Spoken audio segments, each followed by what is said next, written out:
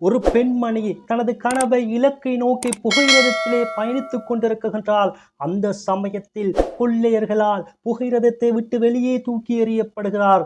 மறுபக்கத்தில் இருந்து வந்த புகையிரதம் அவரது காலின் மீது ஏறி செல்கிறது. அந்த பெண்மணி பின்னாளில் எவரெஸ்ட் மலை ஏறி சாதனை படைத்திருக்கின்றாள். அந்த பெண்மணி கூறுகின்ற பொழுது, நமது வாழ்க்கையில் போராட்டங்களும் வரும், கஷ்டங்களும் வரும். அதனை கண்டு துவண்டு ஓடக்கூடாது. மாறாக அந்த கஷ்டத்தையும் போராட்டத்தையும் தகர்த்தெறிய வேண்டும் என்பதாக கூறுகின்றாள். மேலும் கூறுகின்ற பொழுது, நான் அதனை சிறு வயதிலிருந்து அனுபவித்திருக்கின்றேன் என்பதாக கூறுகின்றேன். எனது அம்மா என்னை வளர்ப்பதற்காக வேண்டி பட்ட கஷ்டங்களையும் போராட்டங்களையும் நான் பார்த்திருக்கின்றேன். எனது காலை இழந்து வைத்தியசாலையிலே நான் இருந்து கொண்டிருக்கின்ற வேளையில் யோசித்தேன், இவ்வாறு இருந்தால் எனது குடும்பத்திற்கும் எனக்கும் ஒரு அங்கீகாரம் கிடைக்காது. நான் எதையாவது சாதிக்க வேண்டும் என்றுதான் எவரெஸ்ட் மலை ஏறி சாதனை படைத்திருக்கின்றேன் என்பதாக கூறுகின்றாள்.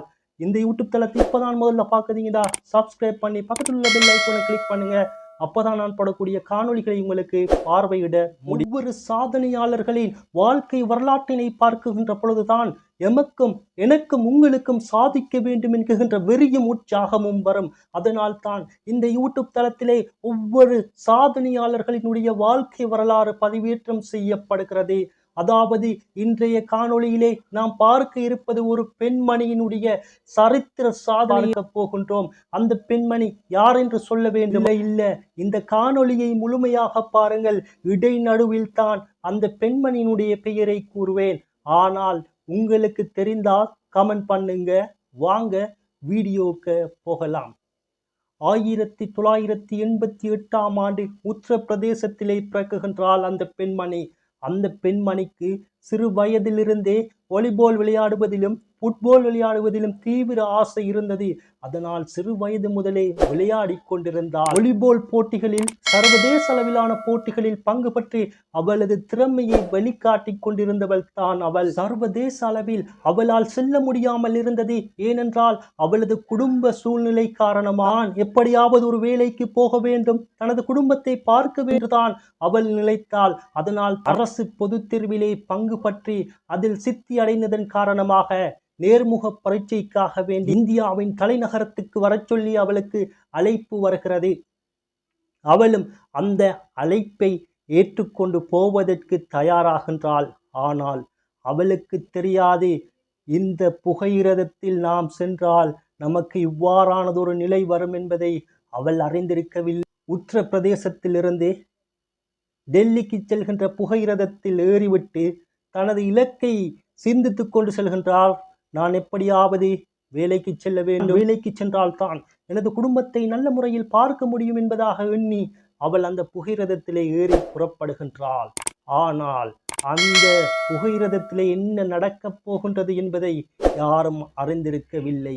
அவ்வாறு இவள் பயணம் செய்கின்ற புகையிரதத்திலே ஒரு கொள்ளையர் கூட்டம் இறக்குகின்றது. அந்த கொள்ளையர் கூட்டத்தின் கண்ணில் படுகின்றாள் இந்த பெண்மணி. அந்த பெண்மணி அழகான தங்க நகை ஒன்றை அணிந்திருக்கின்றாள்.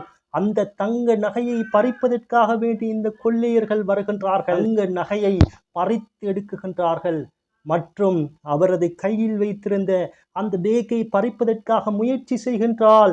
ஆனால் அந்த பெண்மணி விட்டு கொடுக்கவில்லை. அந்த பேக்கை கெட்டியாக இறுக்கி பிடித்து கொண்டிருக்கின்றாள்.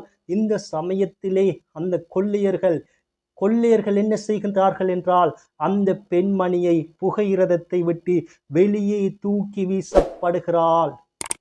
வெளியே தூக்கி வீசப்பட்ட இவள் மறு புகையிரத பாதையிலே விழுந்து விடுகின்றாள். அப்போது மறுபக்கத்தில் இருந்து வந்த புகையிரதம் அவளது முழங்கால் மேல் ஏறி செல்கிறது. பின்னால் என்ன நடந்தது என்று கூட அவளுக்கு தெரியாது.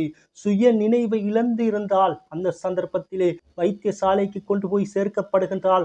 அந்த தருணத்திலே அவரை பரிசோதித்த வைத்தியர் கூறுகின்றார், இனி நீங்கள் உயிர் பிழைக்க வேண்டும் என்றால் உங்களது காலை வெட்டி துண்டாக எடுக்க வேண்டும் என்பதாக கூற அவள் சோர்ந்து போய் விடுகின்றார். அதற்கு பின்னர் வைத்தியர் கூறுகின்றார், உங்களுக்கு செயற்கை கால் பொருத்த முடியும் என்பதாக கூறுகிறார் வைத்தியர். அதன் பின்னர் செயற்கை கால் பொருத்தப்படுகிறது. வைத்தியசாலையிலே அவ்வாறு படுத்த படுக்கையிலே இருந்து கொண்ட அவள் யோசிக்குகிறார், நான் ஏதாவது சாதிக்க வேண்டும். இவ்வாறே நான் முடங்கியிருந்தால் எனக்கும் எனது குடும்பத்திற்குமான ஒரு அங்கீகாரம் கிடைக்காது.